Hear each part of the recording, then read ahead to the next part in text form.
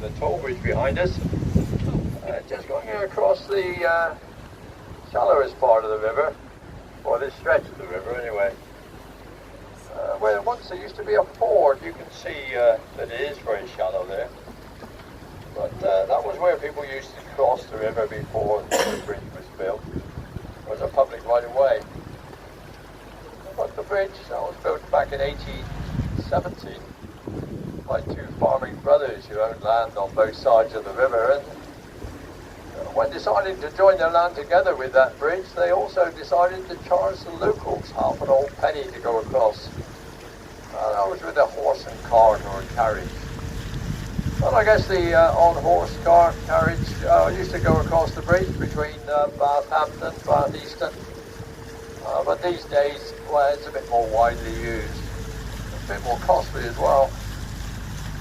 These days, we have up to 3,000 vehicles a day go across the bridge, using it as a bypass on the eastern side of Bath. Well, they all pay a minimum charge of 80 pence. 80 pence to go across that little bridge. That was just a family saloon. It's a rising tariff up to, say, £3 for a small coach. And with that number of vehicles going across the bridge, they take about £1 million a year on that little crossing. It's a privately owned toll bridge as well, so that's very nice if you own the bridge, of course. I think there are only about 5, 6 privately owned toll bridges left in the country, and that one must be among the most profitable, I would say.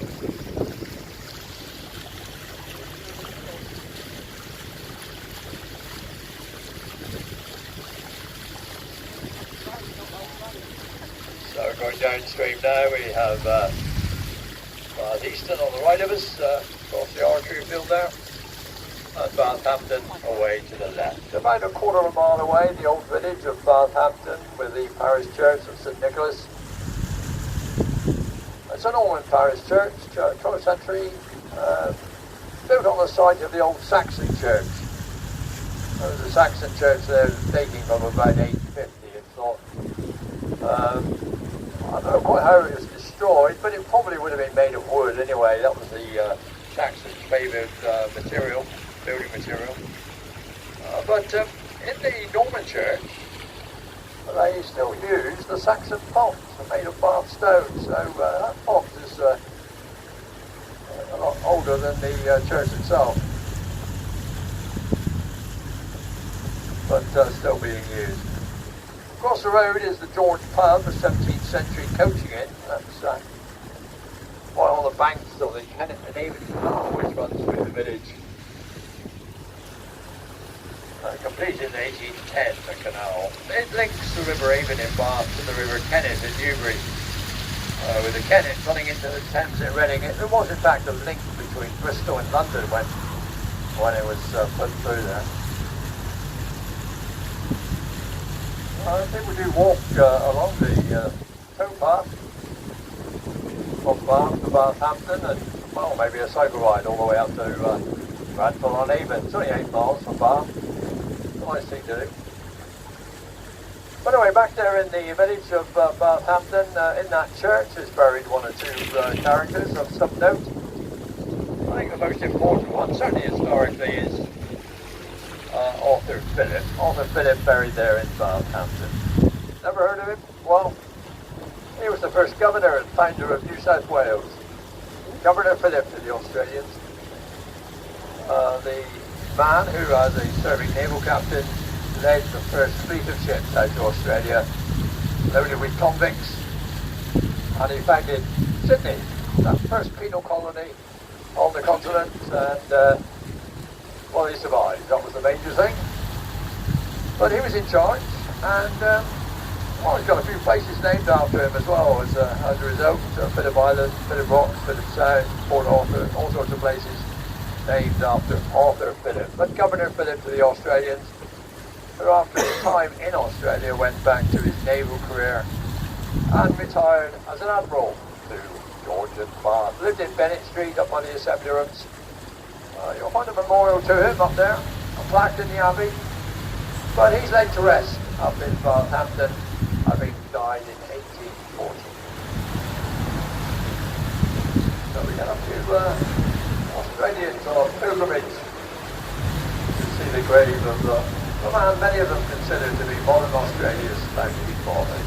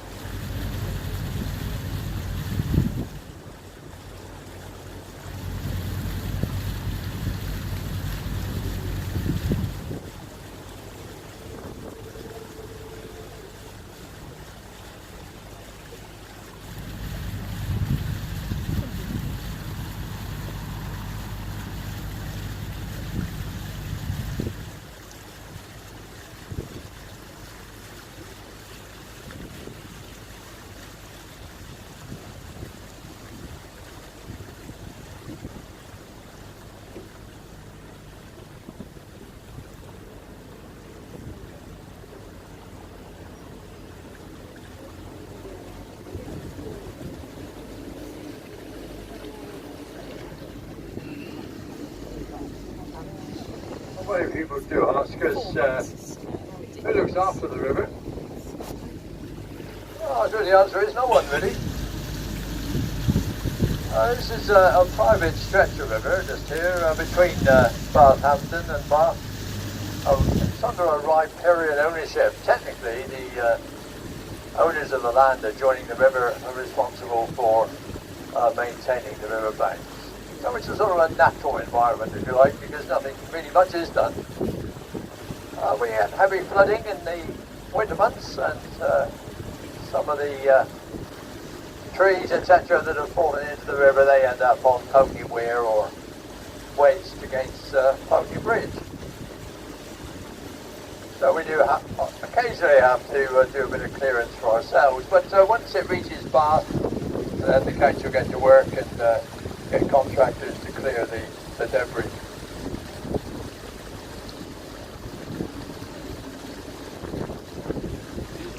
It's the River Avon, by the way, but you may have known that. And we are often asked how far upstream it is to Stratford-upon-Avon. But Stratford-upon-Avon is on the Warwickshire Avon, not the Bristol Avon, which is this one. And we have avons dotted around the countryside. All completely separate rivers. There's one down in Salisbury recently in the news. That's the River Avon there. One down in South Devon. There's an Avon in the New Forest. One up in Lincolnshire and there are some in Scotland and Wales. But the word Avon, modern usage of the Celts word for river, which was Avon, and still is in the Welsh language, where the Celts were driven by the various invaders to this country. So just river, I suppose. But this Bristol Avon, one of the cleanest rivers in the country. It is a very natural river. There's no industry upstream to pollute it, and the regular flooding does help to keep it clean.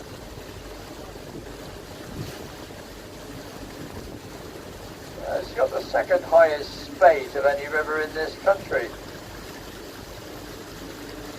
I mean, the worst floods we've had since the 60s, well, that was a 16 feet flood in 2000. We had 16 feet flood, which for a short time meant that this river flowed over the top of Grosvenor Footbridge, which we were about to go under. In 2002, 07 and 08, the river rose 12 feet. It rose, 10 feet then, but 12 feet in 2013. So we're not really that surprised when this river goes into flood.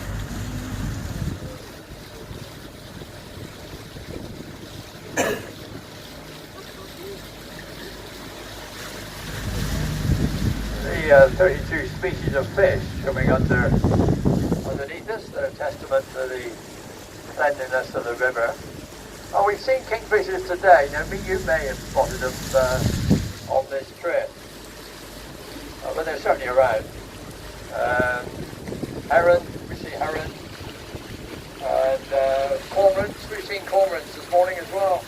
They come upstream, searching for the fish, of course.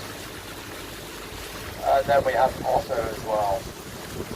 Family of otter on the river. We're sure it's a family. We've seen otter cubs up at Bathahampton earlier in the year. But generally, they're nocturnal, so you'll be a bit lucky to see an otter swimming around today.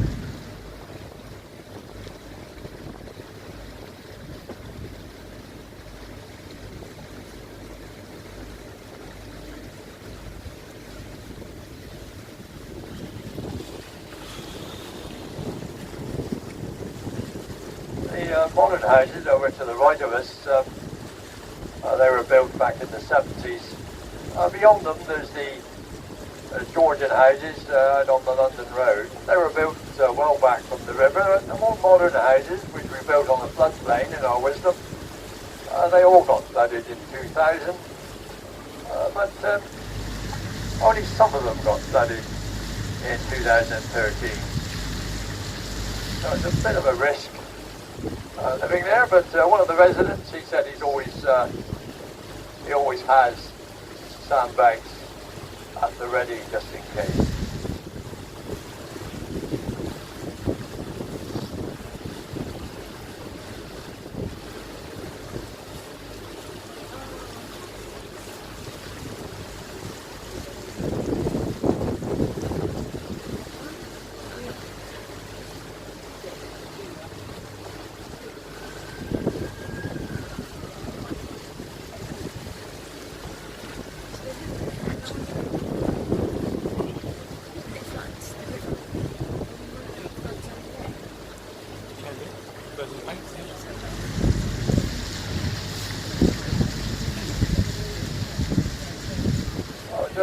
Just here on the left of us is what we like to call a Georgian Lido, which does sound a bit posh, but it is the Duke of Cleveland's swimming bath on the left here. Immediately on the left, it consists of that house with boarded up windows. There's a large swimming pool in front of that house, and that's where the Duke used to take his daily dips. That was until he died, and when he died, they became the public baths of the city. Right up until the 1980s. The original structure, 1815, so very much Georgian. Remembered with some affection by local residents, many of whom learned to swim in those baths. But the council decided to close them down in the 1980s, and Well, they've built us a nice new indoor swimming pool. I didn't think we needed that anymore. But the big plan is to have them renovated. So 2021 is the target date, so let's wait and see.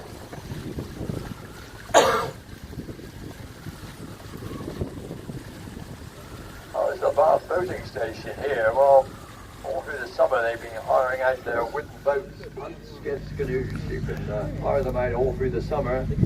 Well, you have to wait until next Easter now to do it again. But they'll be maintaining the boats till they need to. Anyway, they've got boats over 100 years old. They're still being hired out, still doing the job. But traditional rowing skiffs particularly they have there. Self-catering accommodation on the site. And also a lot of nice restaurants. The Bathwick Boatman restaurant, one of my favourites.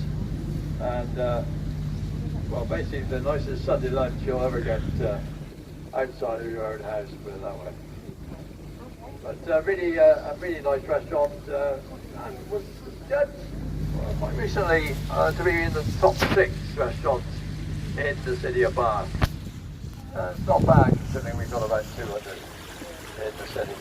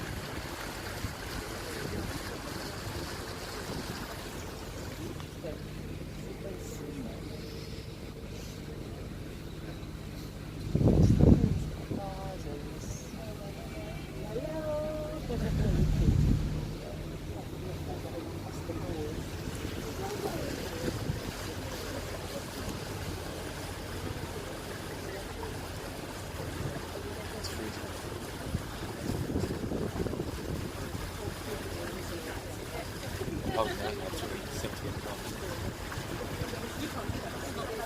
for YouTube. Okay.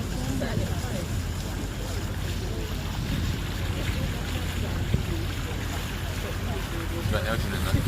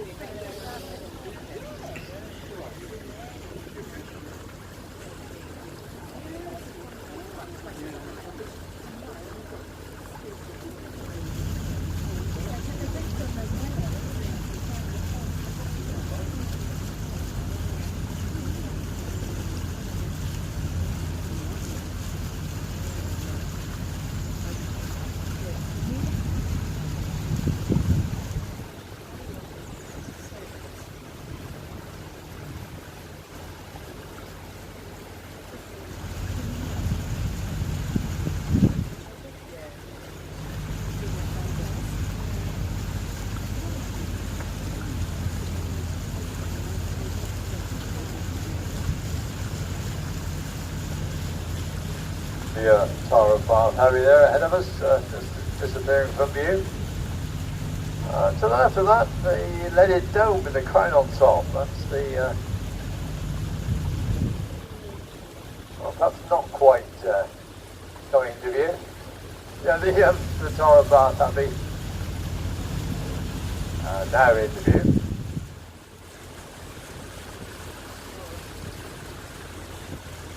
Dates from the, around about 1500, that version of the Abbey. Two previous versions on the site. The original one, the Saxon Abbey, it was used as the site of the coronation of the first coronation of a king of a unified England, King Edgar in 973.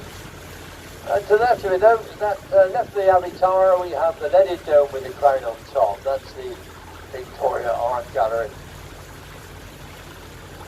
It's built in honour of Queen Victoria's Diamond Jubilee. We tried to curry favour with Queen Victoria. Basically, we didn't like us very much, but we got the Victoria Art Gallery, Old Victoria Park.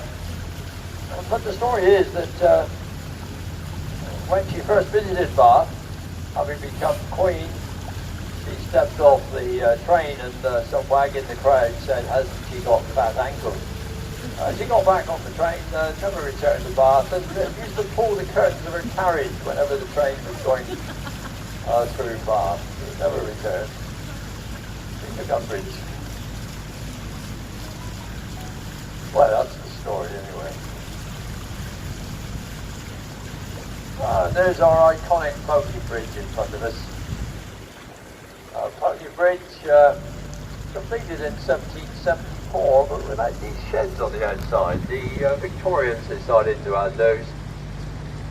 So it's not the fault of Robert Adam, the architect. He certainly didn't intend those to be added. And when the bridge was completed, it looked very similar both sides. It allowed access to Sir William Pony's new development on the left of us, and allowed people to get there from the old city on the right.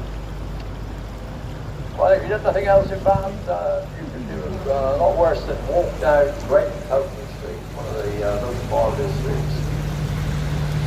Possibly, 10 times longer than it is wide.